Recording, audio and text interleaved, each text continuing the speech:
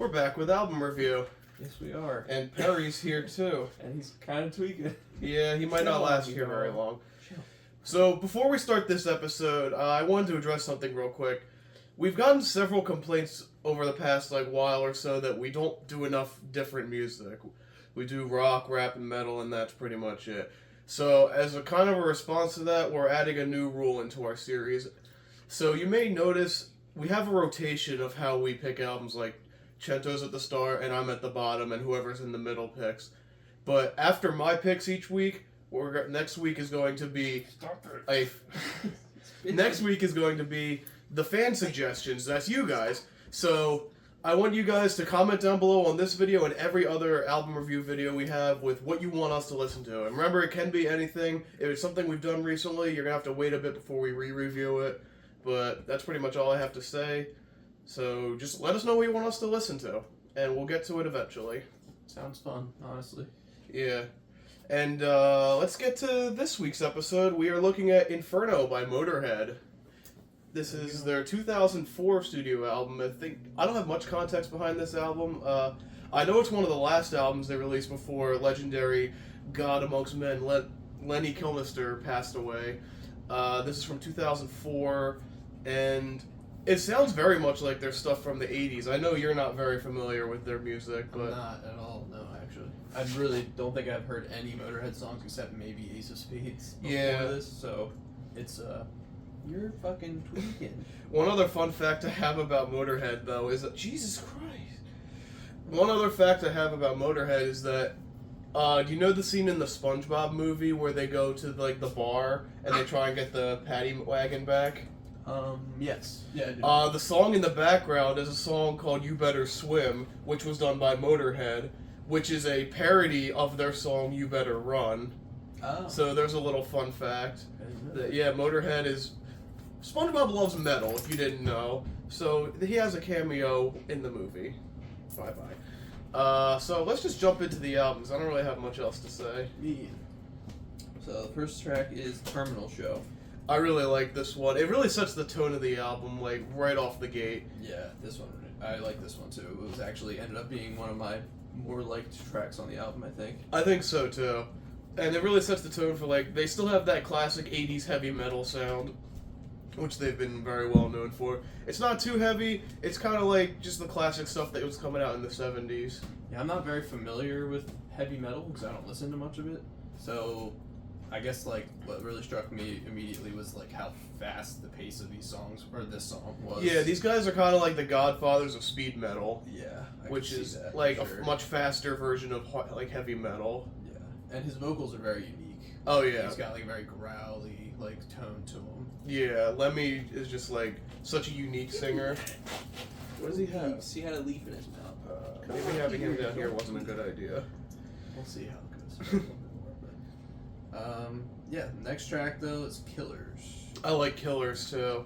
Killers was kind of cool. Mm-hmm. Didn't have anything too interesting going on to me, but yeah, I could see that. I thought it was funny when he said, "We kill you till you die." Yeah.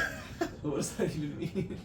I love the lyrics on this album too, especially in some of the later tracks. Yeah, some of them are definitely a little funny, goofy. Yeah. Next track is In the Name of Tragedy. This is the most popular track off the album. I can see that. I think this might be my favorite track off Yeah, the album. it's definitely one of my favorites too. Definitely a top 3 track for me on the album. It had a really catchy chorus, and yeah. I just like the cadence of his vocals on this song. It wasn't its standard. Yeah, I think the title track is definitely, well, not the title track, shit.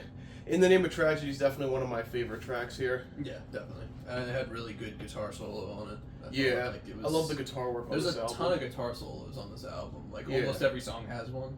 But this one, I think, stood out among the album. Yeah. It was one of the better ones. Next track is Suicide. I like this one. It's probably one of my lesser favorites, but I do really like it. This was the first one that had a little bit of a slower, more normal tempo compared to the other tracks. Yeah. But yeah, this one wasn't too bad. I think it was a little bit long, maybe. Yeah. Because if a song's gonna be that long, it's fine as long as the structure is changing throughout. Yeah. But it kind of didn't very much, so it got a little old to me towards the end, but it was still a little bit of a better track, I think. Yeah. Life's a Bitch. I like Life's a Bitch. It's not one of my favorites again, but like I do like this one. Again, kind of gets back to like the faster riffs. Yeah. Which, since I'm not, might just be that I don't listen to this genre, but it got kind of stale to me really fast on this album. Really? Like, just the fact that all the songs kind of had the same formula and same pace, and like most of the vocal cadences were pretty normal. Like, he wasn't doing anything too crazy, except for like the couple songs we talked about earlier. But yeah, I don't know. I guess the further I got into the album, the more that was striking me.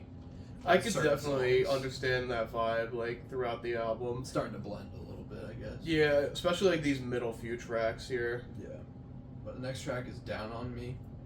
This one's also kind of just alright. Yeah, this one definitely wasn't one of my favorites. Yeah, me neither. Like, the whole middle of the album is probably, like, the weakest parts for me, personally. Yeah. I mean, it had another guitar solo on this one, on the end of the track, but it wasn't, like, that impressive. Like, it wasn't as good as the one on In the Name of Tragedy, that's for sure. Yeah. But I don't know. So I guess I kind of like. I know this is 2004, and this is not. That wasn't when they were in the height of their popularity at all. So like, I'm not sure how it compares to the rest of their discography, but I was a little bit disappointed so far. Like at this point in the album, I was like, it feels like there's not a ton of effort going into this. I don't know. That's kind of the vibe I got. Okay. But the next track is In the Black. This is probably the last track I think is just kind of alright. Yeah, like it's kind of the same as the last few tracks. Yeah. Yeah. And another thing I noticed is the mixing, which is probably another heavy metal thing, but the mixing just didn't sound great to me. Like sometimes there was too much noise and it just blended together and you couldn't distinguish sounds at times. But that obviously is just gonna come when it's heavy metal and there's just a lot of each element is loud and aggressive, so it's a lot at once. Yeah, definitely true. This next track is my least favorite song on the album, Fight. Yeah, like, I don't know what happened with this whole middle section of the album. It's either just forgettable or just, like, whatever to me. Yeah. This one, this one was, to me, it sounded like the laziest of the tracks, because just how he would repeat the same word 4 times in a row and like at a slow pace, and like it felt like they were trying to just fill the track out, like they didn't have lyrics. Like just repeating fight. Yeah, like 4 times in a row. I was not a big fan of this one either. The next track, In the Year of the Wolf. This is when the album starts picking back up for me. Yeah, this one did get a little bit better, definitely. Yeah, like I like the idea of this track. I thought it was a pretty cool one. Yeah, I agree. The next one is Keys to the Kingdom. I like this one too. Probably not as much as In the Year of the Wolf, but I do like it. Yeah, this one stood out a little bit from the other tracks, so for that reason I liked it a little more. I think they just did a little bit more interesting things with the cadence of the singing again, rather than just kind of the same throughout. But yeah, I thought this one was good, and I liked the middle part where the drums dropped out and it was just guitar on like the bridge in the middle. Yeah, that was cool.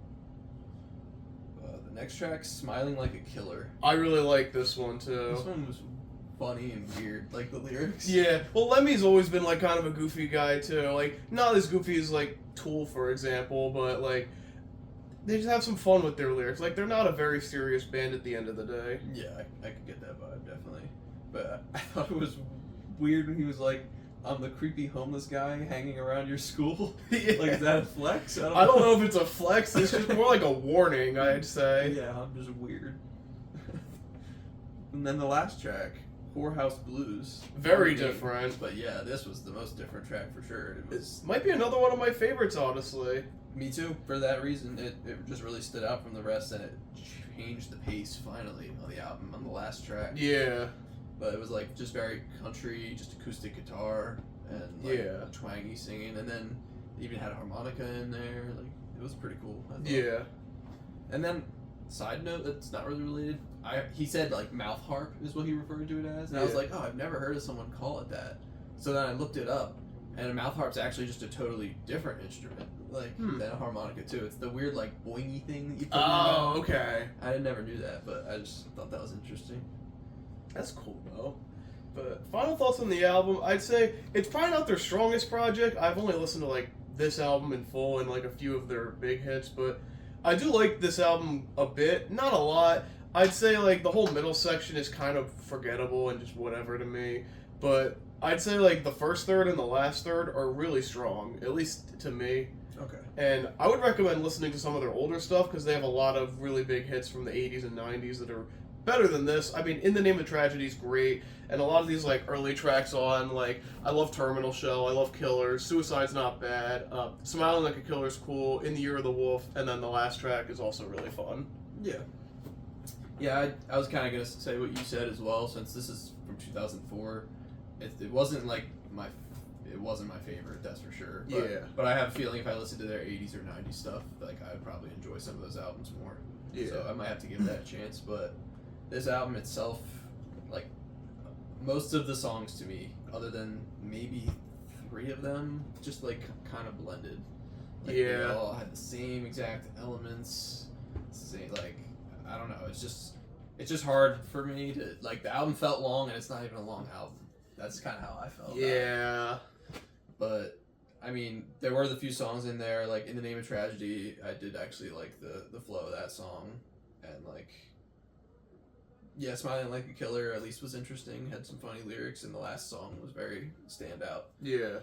But yeah, overall, I don't know if I only really liked a few of the songs on the album, so I don't think I can give it a great score. Yeah, if I'm going to be honest with myself, like considering that there's a lot of like whatever tracks in here going into scores. Yeah.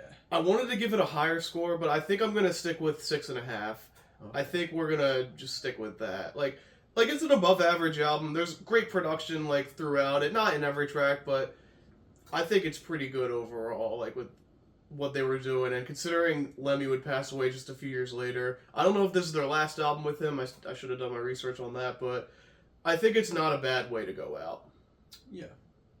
Well, unfortunately, being less exposed to the genre, I think, is affecting my score. Probably. It's not something. It's not a genre that I would choose like personally in my free time. So that's It's hard to give it a good score in that case, but I might be a little harsh. I gave it a 3. Whoa! Jeez! Yeah, it's just that once I got to like track 7, I was like, okay, how much longer do we got in this album? And it just kind of was really dragging to me. And then the last track, I was like, oh, hell yeah, they finally did something different. Like, I'm interested again at the very end. Like, the whole, like, second half of the album, I was just kind of waiting for it to be done.